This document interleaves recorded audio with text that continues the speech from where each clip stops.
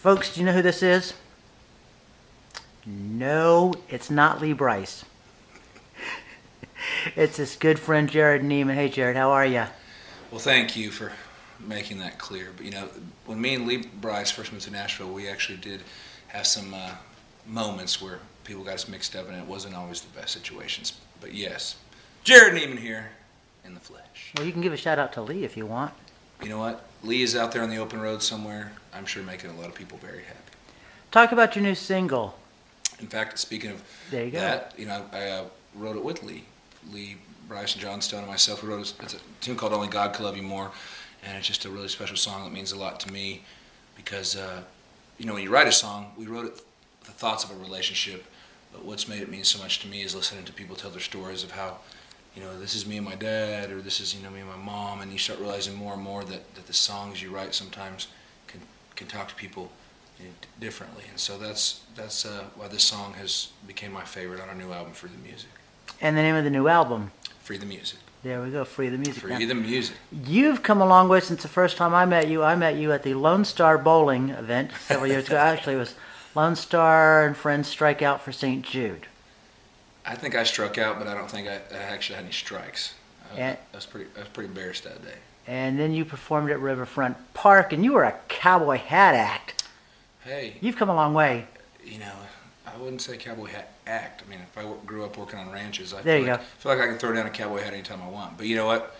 I play, music is fun for me, and whenever I play music, I want to feel comfortable, and I want it to be fun. If I were to go work on a ranch, I probably would put my cowboy hat back on.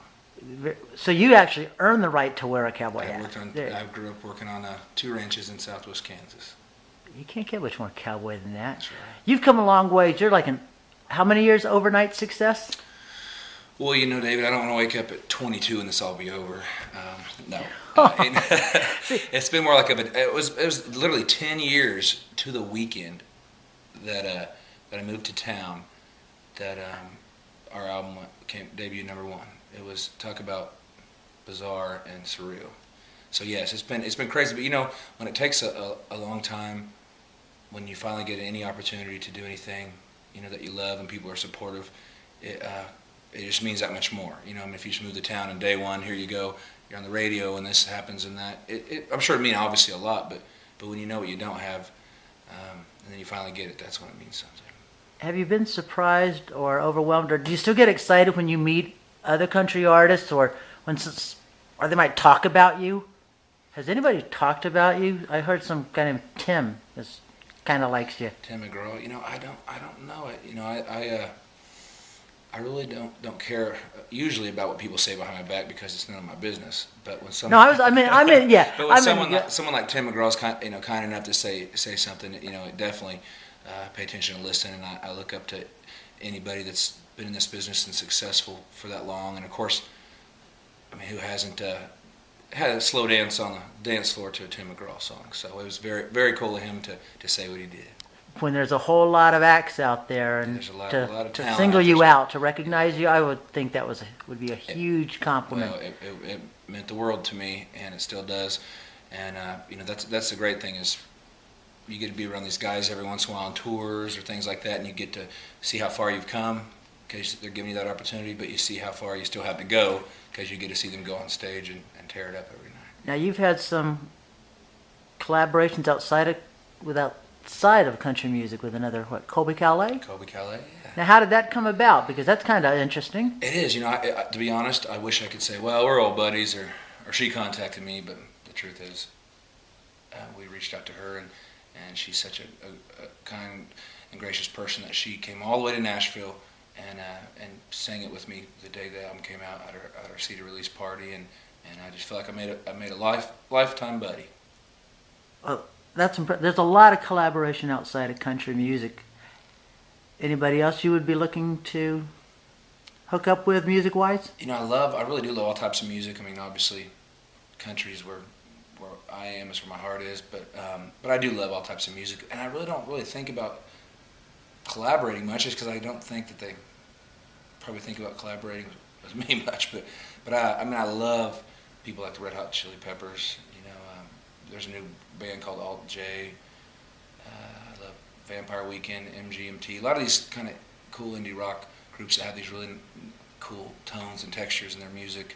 I find really fascinating, and so hopefully down the road someone will team up with me. But right now, I really, other than although I'm really good friends with Lee Brice and Randy Hauser and Jamie Johnson, we all kind of came up together. We still never recorded any music together, so those guys are still at the top of my list. Now, are you in the studio with anything? Yeah, this actually tomorrow I'm in the studio. I'm recording, starting on some new music, and I'm so excited.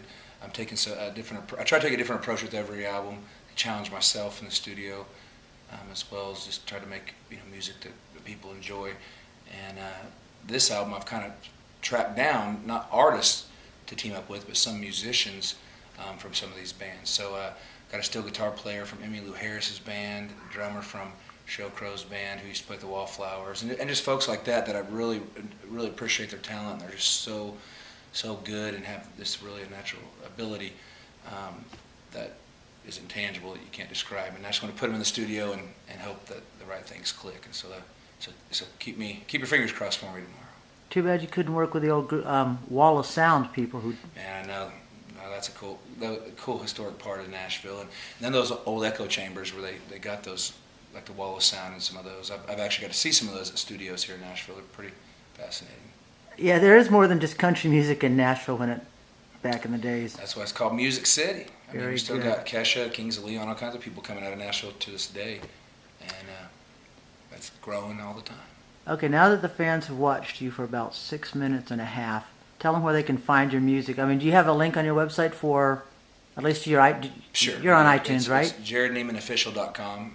We just want to make sure that home rows are working the king set. And that they spelled your name correctly. I've never seen so many people.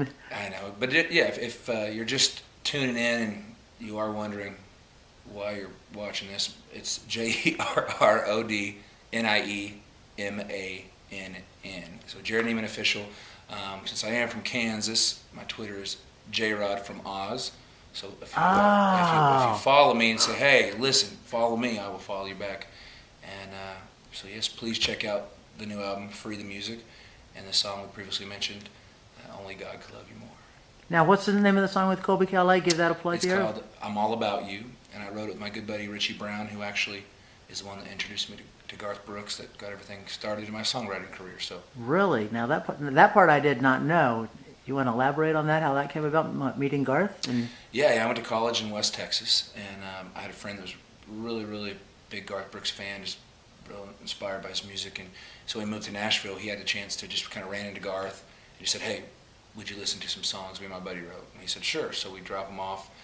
Garth reached out to me and him. Just one of those crazy Garth Brooks stories. He's so nice to everybody and so good to everybody. That he reached out to us and let us come over and write with them, and we started writing over the last 10 years, and been lucky enough to have 3 songs that he's recorded, and man, I've learned so much from him. What song did he record? What 3? The biggest song that we're part of was Good Right Cowboy. Wow. Which was still fun to sing every night, just because when you get to write a song about your hero, and when your other heroes are singing it, it just doesn't get any better than that. I couldn't imagine that. Well, I know I wouldn't trade it for the world, except for to have Chris Ledoux back. That's about the only way I'd be able to trade that song. Oh, very good. Chris Ledoux. Miss him. Last thing, tell them where they can find you on Facebook, because for some reason that's still a popular place. Well, this is how much of a marketing genius I am. I just say, go to Google. Put in Jerrod Niemann Facebook. There you go. I bet it'll pop up, because that's the only way I would ever know how to get to anything. And even if you spell it wrong, Google will fix that for you. Exactly. Thank you very much. That's it, and have a good week. Hey, well, can I get a pound on camera? Hold on. There's a pound. Thank you very much. Thank you.